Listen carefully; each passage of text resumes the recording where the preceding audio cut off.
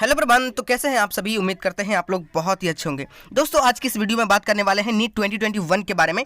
बहुत सारी बच्चों की डिमांड है कि एग्जामिनेशन पोस्टपोन्ड हो और उन सभी के डिमांड के अनुसार ही मैं इस चैनल के माध्यम से आप सभी की आवाज़ को पूरी बुलंद करने की पूरी कोशिश कर रहा हूँ, ताकि आप सब मेरी आवाज़ जो वो आगे तक पहुँचे और मेरी आवाज़ आप सभी की आवाज़ है।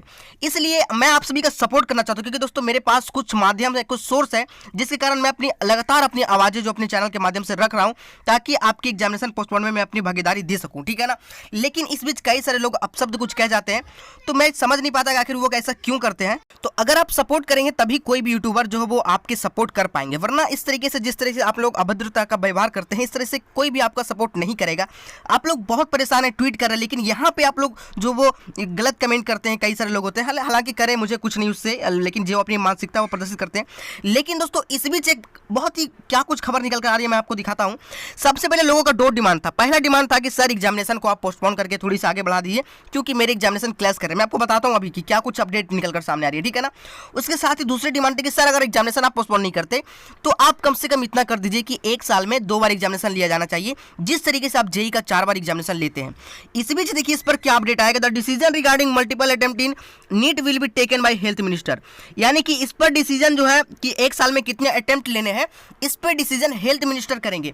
अब मैं हेल्थ मिनिस्टर से ये सवाल करना चाहूंगा कि सर मुझे आप ये बताइए कि आप जेई के एग्जामिनेशन एक साल में 4 बार लेते हैं, तो क्या जेई वाले के एग्जामिनेशन 4 बार लेते हैं और यहाँ पे नीट वाले क्या 1 बार लेते हैं? तो क्या नीट वाले के पास स्टील का बॉडी है और क्या जेई वाले के पास स्टील का बॉडी नहीं है क्या? मतलब कि इनको पूरी प्रेफरेंस आप दीजिए, और जेई वाले नीट वाले क्या बच्चे नहीं है क्या? इनके बारे में, इनके हेल्थ के बारे में आप नहीं सोचेंगे जिस तरीके से स्थितियाँ चल रही है? तो कम से कम इसका भी तो 2 अटेम्प्ट लेना चाहिए ना। और हेल्थ मिनिस्टर चाहे तो कर सकते हैं, उनके पास पूरी पावर है, लेकिन वो चाह नहीं रहे हैं इस मैटर पे, है ना। तो आप देख सकते हैं यहाँ पे किस तरीके की अपडेट निकलकर सामने आ रही है, आप देख सकते हैं, ठीक है ना। सबसे पहले तो मैं अपने जो हेल्थ मिनिस्टर है उनसे बहुत ही दरख्वास्त करना चाहूँगा कि प्लीज़ इस वीडियो को आप जितने भी स्टूडेंट है इस वीडियो को ज़्यादा शेयर करिए। मैं उनसे दरख्वास्त करना चाहूँगा कि आप लोग इस तरीके से स्टूडेंट के साथ ना करें, स्टूडेंट के कम से कम 2 अटेम्प्ट एक साल में करें, है ना। जिस तरीके से आप जेई के एग्जामिनेशन 4 बार लेते हैं, या ऐसा संभव हो सकता है। लेकिन दोस्तों एक बड़ी अपडेट निकलकर सामने आ रही है कि एग्जामिनेशन आपके पोस्टपोनमेंट को लेकर। चलिए अब उस अपडेट को जानते हैं कि एग्जामिनेशन आपके पोस्टपोन होंगे या फिर नहीं होंगे। चलिए देखते हैं, ठीक है ना।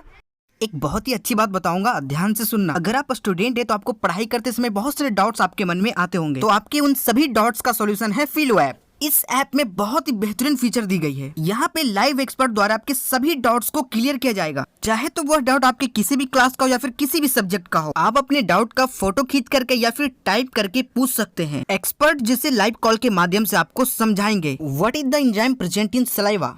Lysozyme enzyme is present. One is lysozyme and another is salivary amine. तो इस तरह से आप अपने सभी क्वेश्चंस को आसानी से समझ सकते हैं। तो लिंक डिस्क्रिप्शन में दिया गया है, जाइए और जल्दी से डाउनलोड करिए, ठीक है। और जब एग्जामिनेशन पोस्टपोनमेंट की बात आ रही तो डीजी विनीत जोशी, जो एनटीए डीजी विनीत जोशी हैं, वो क्या कह रहे हैं कि there is no direct class on NEET with CBSE exam. यहाँ पे देख सकते हैं सीबीएसई बोर्ड एग्जाम, यानी कि डायरेक्ट क्लास नहीं कर रहे। It will be held on schedule on 12 सितंबर। यानी कि सर आप मुझे ये बताइए कि 12 सितंबर को नीट के एग्जामिनेशन जो है वो हो रहे हैं, और 13 को आप लेंगे एग्जामिनेशन सीबीएसई का, 9 को लेंगे आप दूसरे एग्जामिनेशन, 9 का भी एग्जामिनेशन हो रहा है। आईसीआर को 9 को कर दिए, फिर सीबीएसई का भी 9 को एग्जामिनेशन होना है। सर इस तरीके से बच्चे कितना ज्यादा प्रेशर सहेंगे, आप मुझे ये बताइए। और 12 को आप लेंगे, क्या सुपरमैन तो नहीं है ना बच्चे कि 12 को आप ये लेंगे और 13 को यहाँ पर पहुंच जाएंगे। एग्जामिनेशन सेंटर भी लगभग 2 दिन जाने का रास्ता होता है। सर इन सभी चीज़ों को समझना पड़ेगा आपको, ठीक है ना। इन सभी चीज़ों को समझिए सर, और उस पर निर्णय लीजिए आप। ये आप फाइनल डिसीजन मत दे दीजिए कि एग्जामिनेशन पोस्टपोन नहीं होगा। मैं अपनी चैनल के माध्यम से लगातार आवाज़ें उठा रहा हूँ आप सभी स्टूडेंट्स के लिए।